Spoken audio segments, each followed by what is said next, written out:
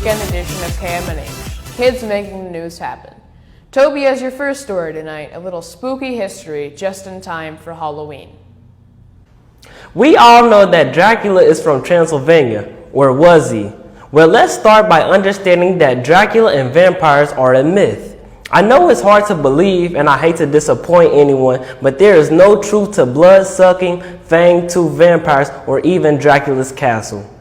But why is it that every year people still visit Bran Castle, a 14th century castle in Transylvania region of Romania, believing it to be the home of Dracula? Well, in the late 1800s, Arthur Bram Stoker based the character Dracula on the 15th century ruler of Wallachia named Vlad Tepes, also known as Vlad Dracula. He was also called Vlad the Impaler because he was known to skewer enemies on stakes as a public warning. Historians say that Vlad might have stayed in Bran Castle as a prisoner, but he sure didn't live in this spacious and elegant castle. With 57 rooms behind this thick defensive wall, the castle has a maze of cozy rooms, nooks, and crannies. It also has an inner courtyard surrounded by a balcony and a secret stairway to a wood-paneled library. But Bram Stoker never visited the castle and it was never mentioned in his book. It turns out in the 1960s, the communist ruler of Romania and some of his officials were trying to figure out how to gain more tourist dollars to Transylvania. So they decided that the Bran Castle looked the part of a Gothic Draculas Castle, and off they went to market it to tourists and Dracula fans from all over the world. Today, people visit and make reservations for castle tours and Halloween parties. There's even a restaurant on the grounds. So even though the vampire Dracula is a myth, Bran Castle still lives on. Archaeologists in Peru unearthed a 2,000-year-old geoglyph which appears to represent a cat. It is the oldest geoglyph discovered in the carvings that make up the Nazca lines and was likely made by the Paracas culture who lived in the area before the Nazca people. The Nazca lines are a collection of larger-than-life geoglyphs etched into the ground by indigenous people thousands of years ago. The cat geoglyph is over 120 feet long on a hillside plateau and made up of a pair of carved-out eyes, pointy ears, and a large tail. The geoglyph was only discovered after workers began construction on a path up the hillside to an observation deck from which visitors could view the nearby Nazca lines. Which is a good reminder to always watch where you step because it might be on a 2,000-year-old picture of a cat. For KMNH's 10-day forecast, don't expect any more warm days like we just had at the end of this past week. Temperatures return to normal for fall with highs in the mid-50s and lows in the upper 30s most nights. There's a decent chance for rain each day Monday through Thursday, with the likelihood for wet weather decreasing as we go into next weekend. Whatever you're doing for Halloween, plan on bringing a jacket as temperatures will fall after sunset, eventually reaching around 39 degrees. This has been your KMNH weather.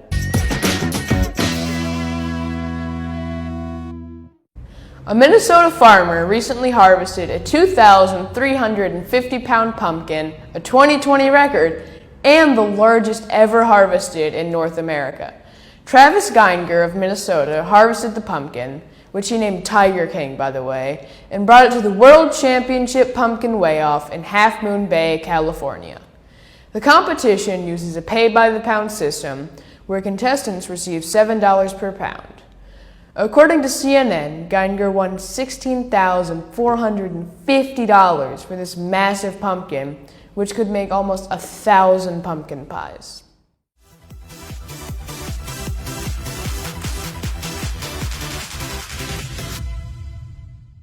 A man in Florida was arrested after trying to scan $1,000 of Walmart merchandise as 24-cent Kool-Aid packets and other small items that he hid in the palm of his hands as he scanned the more expensive items.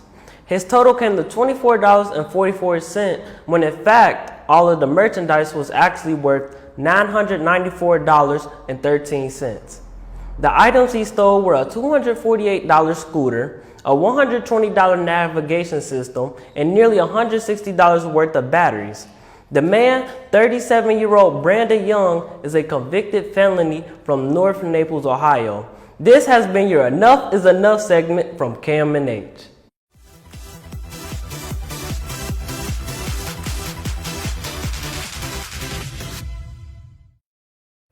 Apple recently announced their newest iPhone, the iPhone 12. In addition to a new look and new features, we're also going to be getting a phone that costs less than the iPhone X and 11 cost in their release. But will Apple be able to deliver a better phone at that lower price? It's also available with up to 256 gigs of storage, and that is only half of the iPhone 11. Along with these features and improved processing power, the new phones will also feature improved camera technology and an internal magnet for connecting to wireless chargers and other accessories. We reported this week that Happen was a finalist for a community award from Invest in Neighborhoods, and we are proud to announce that not only Happen a finalist, but also now an official award winner. Tommy and Happen received the Everbody Counts Award presented by Northside Community Council President Becky Finnegan. Our first award for the evening is Everbody Counts Award. 2020 Summit Theme Award goes to an individual, community group, organization, or collaborative whose work has gone above and beyond to include communities, groups, individuals, or places who have been overlooked in the past. Projects or programs in this category have had to occur over the last 3 years and reflect one of the following categories: volunteerism, civic engagement, creating equitable and inclusive opportunities, community initiatives, or collective action. And the winner is Tommy Ruff of Happen Incorporated. And I am the president of Northside Community Council. It's my honor to present the Everbody Counts Award to the very deserving Tommy Ruff, the founder and executive director of Happen Inc. Tommy works tirelessly to provide arts and culture programming to families that happen. You will often hear him at our monthly community council meetings, reminding us that community isn't where you live, it's how you live with other people. And while the list of programming and offerings that Happen provides to the community free of charge is long, including the reading window, the teens serving teens in the community, the Happen breadwinners, and Teen Hall, I want to take a minute to talk about how Happen was able to quickly adapt to the global pandemic. Within days of the stay-at-home order being issued in March, Tommy launched Happen at Home, where he provided educational and creative projects that families could do at home. Well, he also launched Kids Making the News Happen, where his Happen teens filmed the news from their homes. Thanks to the success of KMNH, Tommy and Happen were able to open a new studio where the teens now film their show that airs weekly. While most of us were worrying about where we were going to get our next roll of toilet paper, Tommy was hard at work making sure that the kids who depended on Happen's programming could still be engaged despite the pandemic that we all faced. Tommy is a selfless person who has volunteered countless hours for Happen. I've seen him work hard to continue programming in a safe way by utilizing the beautiful new Happen Community Garden on Hoffner Street in Northside so that families could be socially distanced outdoors. It is safe to say that Northside wouldn't be the same if it weren't for him, and we are so grateful that he picked us when he moved Happen here in 2009. So without further ado, I give you Tommy Ruff.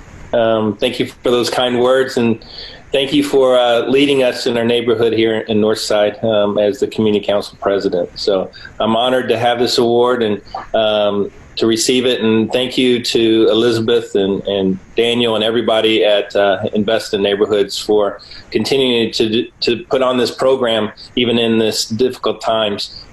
We really appreciate it, and it means a lot to us. And I also want to thank our donors and also our volunteers that have really helped make Happen happen over the years. And I especially want to thank the families that and the kids that have been involved, because they really have made Happen a family tradition, and I thank them as well. Congratulations to Tommy, the Happen staff, volunteers, board members, donors, and everyone that helps to make Happen happen.